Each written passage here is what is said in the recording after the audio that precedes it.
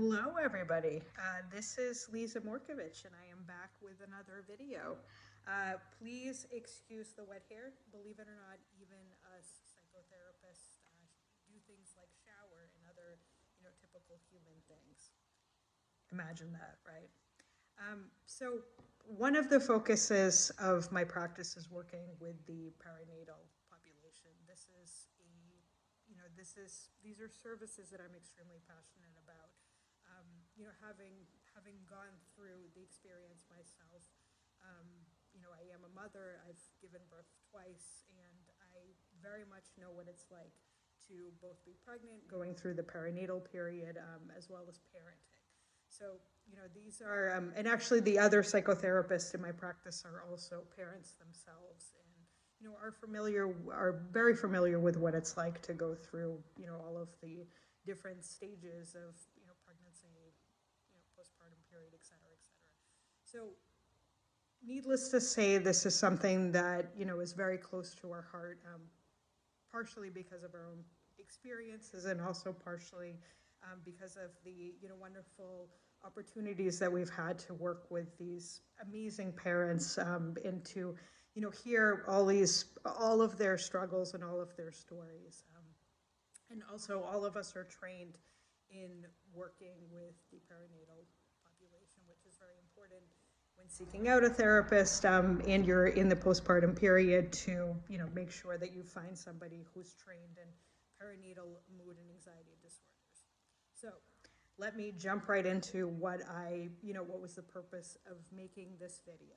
I very frequently get asked what are some of the differences between baby blues and perinatal mood and anxiety disorders, which perinatal mood and anxiety disorders used to be termed as postpartum depression or postpartum anxiety. Now we call it perinatal mood and anxiety disorders. So let's get started. Differences.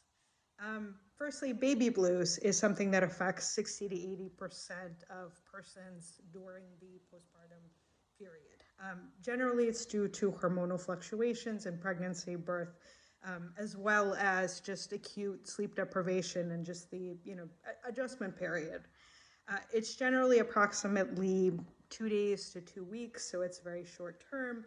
It peaks around 3 to 5 days after delivery. It is much, much, much milder version of, just feelings of sadness, a little bit of teariness, exhaustion, feeling a little bit more stress, a little bit, but still, even with all of these feelings, you're still feeling hopeful.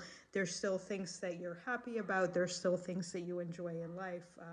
But you're noticing that you're just a little bit more teary-eyed than usual. Perinatal mood and anxiety disorders is not baby blues. Not baby blues, not something that's normal, something that absolutely you should get help with. The difference is in the severity. Cannot emphasize this enough. Depression or anxiety most of the day, nearly every day, not normal.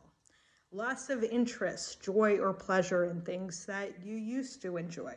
Noticing significant differences in how you feel, how you act, not feeling like yourself. And I don't mean just like significant differences like you just had a baby and now suddenly you don't have time for yourself. That's all very normal. I don't mean you're not sleeping because, baby is waking you up throughout the night, which is very normal during the newborn period. But otherwise you would be sleeping normally. That's not the same, right?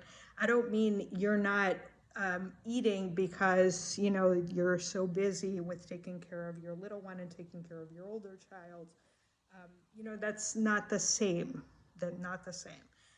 Other things to keep in mind, other things to look out for are significant weight loss, inability to eat, just like what I just said. Weight gain not related to breast or chest feeding. So just any kind of like differences that you're noticing and honestly, like, yourself and your own body. And if you're noticing that there's just something that's really, really wrong. Sleep disturbances that are not related to baby waking, things like insomnia. So basically, again, you're not sleeping not because baby is waking you up. You're not sleeping because you have these intrusive thoughts all night long that, that something is going to happen to your baby. you know, this. That's something that's different. That's something that's not related to just typical baby blues, right? Feelings of worthlessness, guilt, rumination, intrusive thoughts, panic attacks, these are not related to baby blues. Thoughts of hurting self or others, definitely something that, that you should look out for, that you should definitely um, ask somebody for help. Other thing I want to mention is, say, it is sort of within the realm of normal, and this is just baby blues and something that you're going to just kind of move forward and past, right? Um, Working with a trained psychotherapist, somebody who's, intensively trained in working with the perinatal population, if anything, it's just going to be an extra support for you. It's going to be a great opportunity for you to learn some tools that can help you with, communicating with your partner, with parenting, with, stress management, a lot of great stuff. So it never hurts to reach out to a psychotherapist and, get yourself help if you're just not feeling yourself. Some of the risk factors for perinatal mood disorders, a family history of perinatal mood disorders, a personal history of perinatal mood disorders. If you've had perinatal mood disorders with your previous pregnancies, then it might be a good idea to get yourself some extra support and a sort of like a safety net in place for after you give birth, just so that it doesn't happen again. Premenstrual dysphoric disorder are another risk factor. Anything that has to do with thyroid dysfunction can be a risk factor. Preeclampsia and pregnancy can be a risk factor. Experiencing birth or medical trauma during birth, during the birth time can definitely be a risk factor. Having, being basically birth going very, very differently than you have had planned, and therefore being in this situation where you're kind of even mourning the loss of like the birth that you did not have. I'm specifically thinking of, individuals who've had cesarean sections. That definitely can be traumatic, and that definitely can be a risk factor for perinatal mood and anxiety disorders. In general, cesarean section for some individuals can be a risk factor, just because the recovery is much, much, much different than vaginal birth. Early difficulties with feeding can be super traumatic and can be a risk factor. And, seeking out the support of a feeding specialist or a lactation specialist can be super beneficial. NICU stays can be a risk factor for perinatal mood and anxiety disorders. I mean, during the NICU stay, generally, all of the attention and emphasis is on the baby, right? But very frequently, it's like parents are just forgotten, and how traumatic that experience can be for parents. Socioeconomical can be a risk factor. Race, people of color definitely are more risk factor for perinatal mood and anxiety disorders. Many cases, it comes out of the blue, and we just don't know what is the trigger.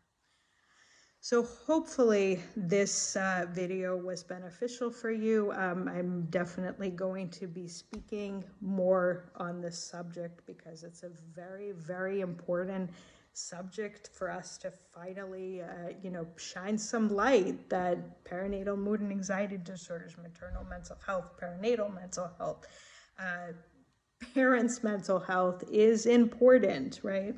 It's not just our children, it's also parents.